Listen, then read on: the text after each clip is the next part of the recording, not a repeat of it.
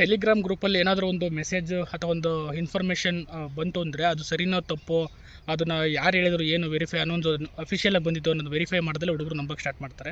ಈಗ ನಮ್ಮ police constable ಎಕ್ಸಾಮೇ prepare ಆಗ್ತಾರೆ ಹುಡುಗರು ಅಷ್ಟೇ. ಎಕ್ಸಾಮ್ಸ್ ಯಾರು ನಡೆಸ್ತಾರೆ ತುಂಬ ಟೆನ್ಷನ್ ಆಗುತ್ತೆ. KA ನಡೆಸ್ತಾರೋ KSP ನಡೆಸ್ತಾರೋ ತುಂಬ ಗೊಂದಲಿದ್ದಾರೆ. ಈ ವಿಡಿಯೋದಲ್ಲಿ ನಾನು ನಿಮ್ಗೆ ಹೇಳ್ತೀನಿ ಯಾರು ನಡೆಸಿದ್ರೆ ಒಳ್ಳೆಯದು, ಮತ್ತು ನೀವೇನು ಮಾಡಬೇಕು, ಯಾಕೆ ಯಾವ ರೀತಿ ಪ್ರಿಪ್ರೇಷನ್ ಬಗ್ಗೆ ನೀವು ತಲೆ ಕೆಡಿಸ್ಕೋಬೇಕು ಹೊರತು ಈ ನೋಟಿಫಿಕೇಷನ್ ಬಗ್ಗೆ ಅಲ್ಲ ಅಂತ ಹೇಳ್ತೀನಿ. ನೋಡಿ ಯೂಶ್ವಲಿ ಇದುವರೆಗೂ KSP ನಡೆಸ್ತಾರೆ ಅಂತಲೇ ಇದುವರೆಗೂ ಇದ್ದಿತ್ತು.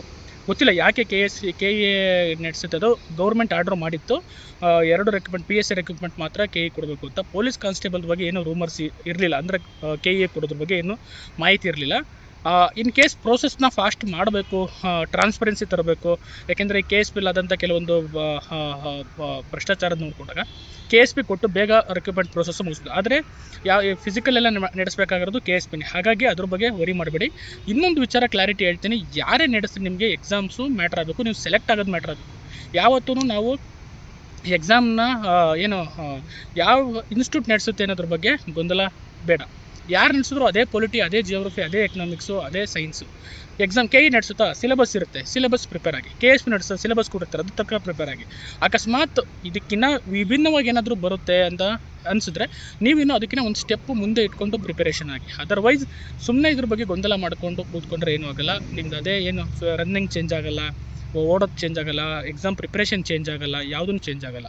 ಕ್ವಶನ್ಸ್ ಲೆವೆಲ್ ಡಿಫಿಕಲ್ಟಿ ಆಗ್ಬೋದು. KE ಕಳೆದ್ರೆ ಸ್ವಲ್ಪ ಏನು ಮಾಡ್ತಾನೆ, ಕ್ವಶನ್ಸ್ನ ಟಫ್ ಮಾಡ್ಬೋದು. ಅದು KSP ಈಸಿ. ಬಟ್ ಯಾರಿಗೆ ಗೊತ್ತು, ನಾಳೆ KSPನೇ ನಡೆಸಿ ತುಂಬ ಡಿಫಿಕಲ್ಟ್ ಕ್ವಶನ್ಸ್ ತೆಗೆದ್ರೆ ಏನು ಮಾಡ್ತಾರೆ, KEಗಿನ ಡಿಫಿಕಲ್ಟಿ ಕ್ವಶನ್ಸ್ ತೆಗೆದ್ರೆ ಏನು ಮಾಡ್ತೀರಾ, ಅಥವಾ KSP ನಡೆಸಿ KE ನಡೆಸಿ ಈಸಿ ಕ್ವಶನ್ಸ್ ತೆಗೆದ್ರೆ ಏನು ಮಾಡ್ತೀರಾ. ಇದನ್ನು ಯಾರು ನೀವು ಪ್ರಿಡಿಕ್ಟ್ ಮಾಡೋಕ್ಕಾಗಲ್ಲ, ಅದನ್ನು ಯಾರು ಎಕ್ಸ್ಪೆಕ್ಟ್ ಮಾಡೋಕ್ಕಲ್ಲ. ಅದು ನಿಮ್ಮ ಕೈಲೂ ಇಲ್ಲ, ನಿಮ್ಗೆ ಅದು ಬೇಕಾಗೂ ಇಲ್ಲ.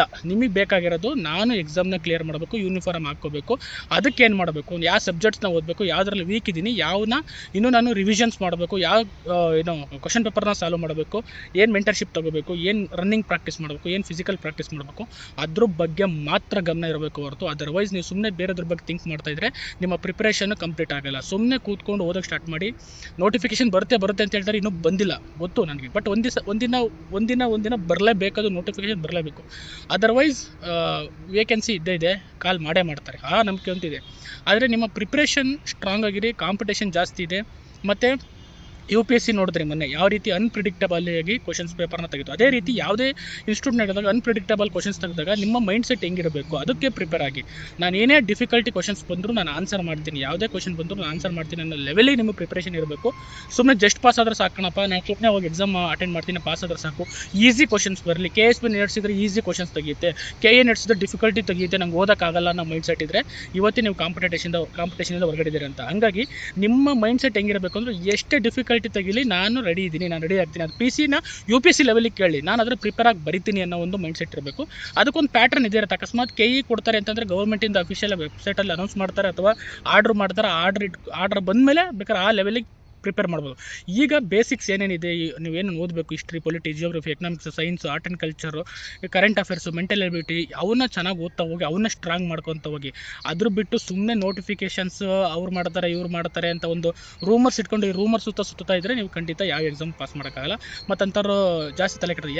ಯಾರು ಕೇಳಿ ಗುರು ಎಕ್ಸಾಮ್ ನಡೆಸಲಿ ಫಸ್ಟು, ಆಮೇಲೆ ನಾವು ಬರಿತೀವಿ ಅನ್ನೋ ಒಂದು ಮೈಂಡ್ ಸೆಟ್ ಇರಬೇಕು. ಪಾಸ್ ಆಗ್ತೀವಿ ಅನ್ನೋ ಮೈಂಡ್ ಸೆಟ್ ಇರಬೇಕು, ಯೂನಿಫಾರ್ಮ್ ಆಗ್ತೀವಿ ಅನ್ನೋ ಮೈಂಡ್ ಸೆಟ್ ಇರಬೇಕು. ಅಂಥವ್ರಿಗೆ ಮಾತ್ರ ಕಾಂಪಿಟೇಟಿವ್ ಎಕ್ಸಾಮ್ಸು. ನೀವು ಒಂದು ಲೆವೆಲ್ ಎಕ್ಸಾಮ್ನವ್ರಿಗಿನ ಒಂದು ಲೆವೆಲ್ ಮುಂದೆ ಯೋಚನೆ ಮಾಡಿರಬೇಕು. ನಾಳೆ ಡಿಫಿಕಲ್ಟಿ ಮಾಡೇ ಮಾಡ್ತಾರೆ. ಯಾಕೆ ಅಂತಂದರೆ ಒಳ್ಳೆ ಕ್ಯಾಂಡಿಡೇಟ್ಸ್ನ ಸೆಲೆಕ್ಟ್ ಮಾಡಬೇಕು ಅಂತಂದಾಗ ಕ್ವಶನ್ ಪೇಪರ್ ಮೇಲೆ ಡಿಫಿಕಲ್ಟಿ ಮಾಡಿ ನಿಮ್ಮನ್ನು ಎಲಿಮಿನೇಷನ್ ಮಾಡಬೇಕು, ಹಂಗೆ ಮಾಡೇ ಮಾಡ್ತಾರೆ. ಅದಕ್ಕೋಸ್ಕರ ನಿಮ್ಮ ಪ್ರಿಪ್ರೇಷನ್ನು ಸ್ಟ್ರಾಂಗ್ ಆಗಿರಬೇಕು, ನಿಮ್ಮ ಕೋರ್ ಸಬ್ಜೆಕ್ಟ್ಸು ಸ್ಟ್ರಾಂಗ್ ಆಗಿರಬೇಕು.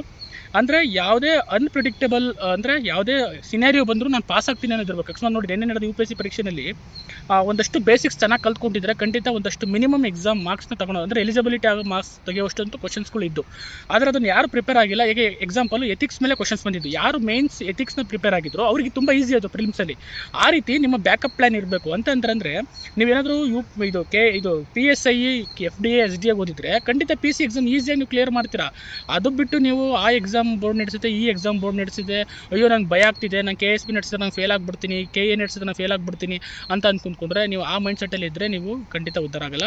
ಅದಕ್ಕೆ ನಿಮ್ಮ ಮೈಂಡ್ಸೆಟ್ ಚೇಂಜ್ ಮಾಡ್ಕೊಳ್ಳಿ. ಆ ಮೈಂಡ್ಸೆಟ್ ಚೇಂಜ್ ಮಾಡಿಕೊಂಡು ಪ್ರಿಪ್ರೇಷನ್ನ ಸ್ಟ್ರಾಂಗ್ ಮಾಡ್ಕೊಳ್ಳಿ. ಆ ಪ್ರಿಪ್ರೇಷನ್ ಸ್ಟ್ರಾಂಗ್ ಆದರೆ ಮಾತ್ರ ನೀವು ಎಕ್ಸಾಮ್ಸಲ್ಲಿ ಕ್ಲಿಯರ್ ಮಾಡೋಕ್ಕಾಗೋದು. ಗೊತ್ತಾಯ್ತಾ? ಹಾಗಾಗಿ ಇದೇ ಥರ ಏನಾದರೂ ನಿಮಗೆ police constable related, PSI related ಏನಾದ್ರು ಇನ್ಫಾರ್ಮೇಷನ್ ಬೇಕು ಅಂದರೆ ಕಮೆಂಟ್ ಮಾಡಿ, ಖಂಡಿತ ನಾನು ನಿಮಗೆ ಹೆಲ್ಪ್ ಮಾಡ್ತೀನಿ.